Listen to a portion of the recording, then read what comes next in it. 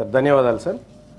Sir ఇది ఈ 317 GO వాళ్ళది ఆ బాధితులది అది ఒడుస్తలేదు సార్. చాలాసార్లు మనం ఈ సభ ముందు పెట్టుకున్నాం, చాలాసార్లు వాళ్ళ ఆవేదన చెప్పినాం, అయినా కూడా ఇంకా సమస్య అట్లాగే మిగిలిపోయింది సార్.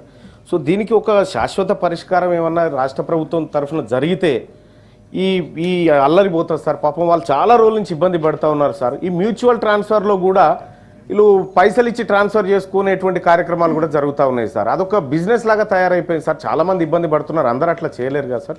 కాబట్టి ఈ 317 జీవో బాధితులది ఎవరిదైతే సమస్య ఉందో సార్, ప్రభుత్వం ఒకసారి గట్టిగా దృష్టి పెట్టాలని చెప్పి రిక్వెస్ట్ చేస్తూ ఉన్నాను సార్. ఇంకొకటి సార్, ఈ 317 బాధితులకు సంబంధించినటువంటి అంశంలో ఇప్పటికే చాలామంది చనిపోయినారు సార్.